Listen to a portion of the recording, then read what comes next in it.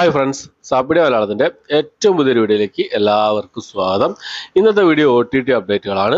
ജനുവരി മാസം 27-ാം തീയതി മുതൽ ഫെബ്രുവരി മാസം 2-ാം തീയതി വരെ OTT റിലീസ് ചെയ്തിരിക്കുന്ന സിനിമകളും സീരീസുകളും ഏതൊക്കെ എന്നുള്ളതാണ് കംപ്ലീറ്റ് ലിസ്റ്റാണ് ഇന്നത്തെ വീഡിയോയിൽ നമ്മൾ പരിശോധിക്കാൻ പോകുന്നത്. ഏകദേശം 33ഓളം റിലീസുകളാണ് കഴിഞ്ഞ ആഴ്ച റിലീസ് ചെയ്തിട്ടുള്ളത്.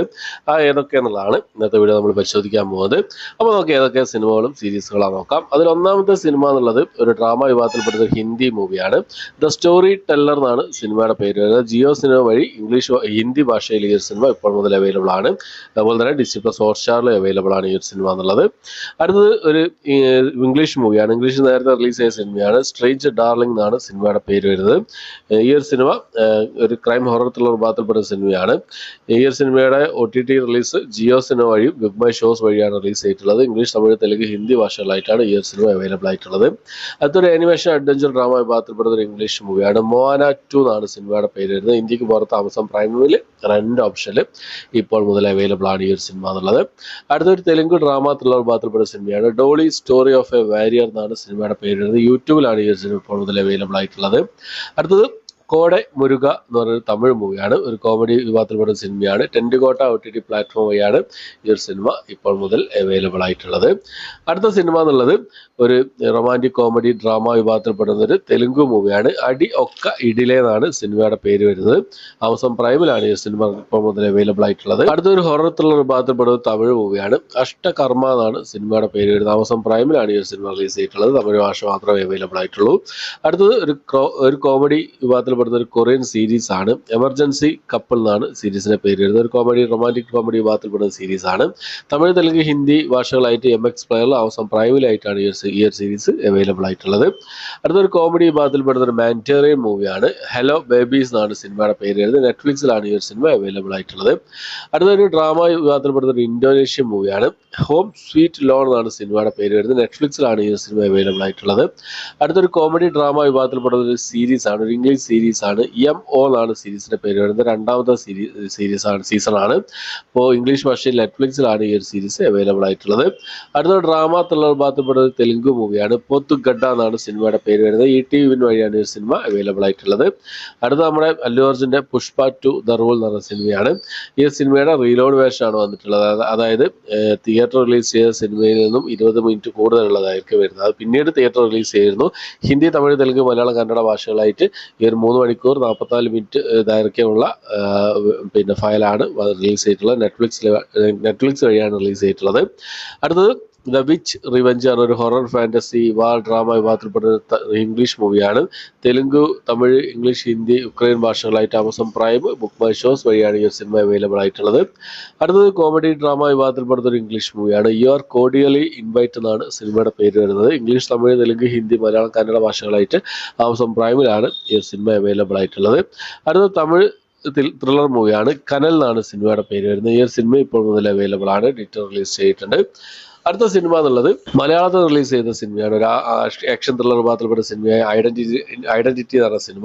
ടൊവിനോ തോമസ്, തൃഷ എന്നിവരൊക്കെയാണ് ഈ ഒരു സിനിമയിൽ പ്രധാന വേഷം കൈകാര്യം ചെയ്തിട്ടുള്ളത്. അപ്പോൾ ഈ ഒരു സിനിമ എന്നുള്ളത് C5 വഴി മലയാളം, തമിഴ്, തെലുങ്ക്, കന്നഡ ഭാഷകളായിട്ട് ഇപ്പോൾ മുതൽ അവൈലബിൾ ആണ്. അടുത്തത് സൈനാപ്ലേ OTT പ്ലാറ്റ്ഫോമിൽ റിലീസ് ചെയ്ത ധ്യാൻ ശ്രീനിവാസ പ്രധാന വേഷം കൈകാര്യ ത്രില്ലർ മൂവിയാണ് പാർട്ട്നേഴ്സ് എന്ന് പറഞ്ഞ സിനിമ. ഈ സിനിമയും ഓൾറെഡി റിലീസ് ചെയ്തിട്ടുണ്ട്. അടുത്തത് കോഫി വിത്ത് എ കില്ലർ എന്ന് പറഞ്ഞ തെലുങ്ക് ക്രൈം ത്രില്ലർ വിഭാഗത്തിൽപ്പെട്ട സിനിമയാണ്. ആഹാ തെലുങ്ക് വഴിയാണ് ഈ ഒരു സിനിമ അവൈലബിൾ ആയിട്ടുള്ളത്. അടുത്തൊരു തമിഴ് റൊമാൻറ്റിക് ഡ്രാമ കോമഡി വിഭാഗത്തിൽപ്പെട്ട സിനിമയാണ്. എമക്ക് തൊഴിൽ റൊമാൻസ് എന്ന് പറഞ്ഞ സിനിമ. അശോക് സലം പ്രധാന വേഷം കൈകാര്യം ചെയ്ത സിനിമ. ഇന്ത്യക്ക് പുറത്തായിട്ട് സിംപ്ലി സൗത്ത് OTT പ്ലാറ്റ്ഫോം വഴിയാണ് ഇപ്പോൾ മുതൽ അവൈലബിൾ ആയിട്ടുള്ളത്. അടുത്ത അജു വർഗീസ് പ്രധാന വേഷം കൈകാര്യം ചെയ്ത ഒരു ഫാമിലി ഡ്രാമ വിഭാഗത്തിൽപ്പെട്ട സിനിമയാണ് സ്വർഗം എന്ന് പറഞ്ഞ സിനിമ. ഈ സിനിമയും സൺനെക്സ്റ്റ് വഴി അവൈലബിൾ ആണ് ഈ സിനിമ എന്നുള്ളത്. അടുത്തത് ഒരു മലയാളം മൂവിയാണ്. റൊമാൻറ്റിക് കോമഡി വിഭാഗത്തിൽപ്പെട്ട സിനിമ. ധ്യാൻ ശ്രീനിവാസൻ ഗസ്റ്റ് റോളിൽ കാണുന്ന സിനിമയായിരുന്നു ഓശാന എന്ന് പറഞ്ഞ സിനിമ. ആമസോൺ പ്രൈമും മനോരമ മാക്സ് എന്നീ OTT പ്ലാറ്റ്ഫോം വഴിയാണ് ഈ ഒരു സിനിമ അവൈലബിൾ ആയിട്ടുള്ളത്. അടുത്തൊരു കൊറിയൻ ക്രൈം ആക്ഷൻ ത്രില്ലർ വിഭാഗത്തിൽപ്പെട്ട സിനിമയാണ് അസുരഡോ എന്ന് പറഞ്ഞ സിനിമ. ഈ സിനിമ ലാൻഡ്സ്കേപ്പ് OTT പ്ലാറ്റ്ഫോമിൽ കൊറിയൻ, ഇംഗ്ലീഷ്, ഹിന്ദി ഭാഷകളായിട്ട് ഇപ്പോൾ മുതൽ അവൈലബിൾ ആണ്. അടുത്തത് bioscope the story of the story എന്ന് പറഞ്ഞൊരു ഡ്രാമ കോമഡി വിഭാഗത്തിൽപ്പെട്ട തമിഴ് മൂവിയാണ്. ആഹാ തമിഴ് വഴിയാണ് ഈ സിനിമ അവൈലബിൾ ആയിട്ടുള്ളത്. അടുത്ത തെലുങ്ക് കോമഡി ഡ്രാമ റൊമാൻറ്റിക് ബന്ധപ്പെട്ട സിനിമയാണ് ധൂം ധാം എന്നാണ് സിനിമയുടെ പേര്. ആമസോൺ പ്രൈമിൽ തെലുങ്ക് ഭാഷയിൽ മാത്രമായിട്ടാണ് ഈ സിനിമ അവൈലബിൾ ആയിട്ടുള്ളത്. അടുത്തൊരു ഹിന്ദി സീരീസ് ആണ്, ഒരു അഡ്വഞ്ചർ ഡ്രാമ ത്രില്ലർ ബന്ധപ്പെട്ട സീരീസ് ആണ്. The secrets of the Shiledars എന്നാണ് സീരീസിന്റെ പേര് വരുന്നത്. ഹിന്ദി, തമിഴ്, തെലുങ്ക്, മലയാളം, കന്നഡ, മറാഠി, ബംഗാളി ഭാഷകളിലായിട്ട് ഡിസ്നി പ്ലസ് ഹോട്ട്സ്റ്റാർ വഴിയാണ് ഈ സീരീസ് അവൈലബിൾ ആയിട്ടുള്ളത്. കണ്ട് റിവ്യൂ ചെയ്തിട്ടുണ്ട്. അടുത്ത റൊമാൻറ്റിക് ഡ്രാമ വിഭാഗത്തിൽപ്പെടുന്ന ഒരു ഇംഗ്ലീഷ് സ്പാനിഷ് മൂവിയാണ്. ക്യൂർ എന്നാണ് സിനിമയുടെ പേര് വരുന്നത്. ഇംഗ്ലീഷ്, സ്പാനിഷ്, ജർമ്മൻ, ഫ്രഞ്ച് ഭാഷകളായിട്ട് മുബി OTT പ്ലാറ്റ്ഫോം വഴിയാണ് ഈ സിനിമ അവൈലബിൾ ആയിട്ടുള്ളത്. അടുത്തൊരു സ്പാനിഷ് മൂവിയാണ്, ഡ്രാമ ഫാമിലി വിഭാഗത്തിൽപ്പെടുന്ന സ്പാനിഷ് മൂവിയാണ് ലൂക്കാസ് വേൾഡ് എന്ന സിനിമ. ഈ സിനിമ ഇംഗ്ലീഷ്, സ്പാനിഷ് ഭാഷകളായിട്ട് നെറ്റ്ഫ്ലിക്സ് വഴിയാണ് അവൈലബിൾ ആയിട്ടുള്ളത്. അടുത്തൊരു ഡ്രാമ ത്രില്ലർ വിഭാഗത്തിൽപ്പെടുന്ന ഒരു ഇംഗ്ലീഷ് മൂവിയാണ് ബെലോട്ട എന്നാണ് സിനിമയുടെ പേര് വരുന്നത്. ഈ ഒരു സിനിമ നെറ്റ്ഫ്ലിക്സ് വഴിയാണ് ഇപ്പോൾ മുതൽ അവൈലബിൾ ആയിട്ടുള്ളത്. അടുത്തൊരു ഡ്രാമ ത്രില്ലർ വിഭാഗത്തിൽപ്പെടുന്ന ഒരു ഇംഗ്ലീഷ് മൂവിയാണ് ബാഡ് ജീനിയസ് എന്നാണ് സിനിമയുടെ പേര് വരുന്നത്. ഇംഗ്ലീഷ്, ഹിന്ദി ഭാഷകളായിട്ട് ലാൻഡ്സ്കേപ്പ് പ്ലേ OTT പ്ലാറ്റ്ഫോം വഴിയാണ് ഈ ഒരു സിനിമ അവൈലബിൾ ആയിട്ടുള്ളത്. അടുത്ത റൊമാൻറ്റിക് ഡ്രാമ വിഭാഗത്തിൽപ്പെടുന്ന ഒരു ഹിന്ദി മൂവിയാണ് സാലെ ആഷിഖ് എന്നാണ് സിനിമയുടെ പേര് വരുന്നത്. ഈ ഒരു സിനിമ സോണി ലീവ് വഴിയാണ് അവൈലബിൾ ആയിട്ടുള്ളത്. അടുത്തത് നെക്സ്റ്റ് പ്ലീസ് എന്ന ഡ്രാമ റൊമാൻറ്റിക് സയൻസ് ഫിക്ഷൻ വിഭാഗത്തിൽപ്പെടുന്ന ഒരു ഹിന്ദി മൂവിയാണ്. യൂട്യൂബിലാണ് ഈ ഒരു സിനിമ അവൈലബിൾ ആയിട്ടുള്ളത്. അടുത്തൊരു ഡ്രാമ വിഭാഗത്തിൽപ്പെടുന്ന ഒരു ഇംഗ്ലീഷ് മൂവിയാണ് മാറ്റ് ആൻഡ് മാറ എന്നാണ് സിനിമയുടെ പേര് വരുന്നത്. മുബി OTT പ്ലാറ്റ്ഫോം വഴിയാണ് ഈ സിനിമ ഇപ്പോൾ മുതൽ അവൈലബിൾ ആയിട്ടുള്ളത്.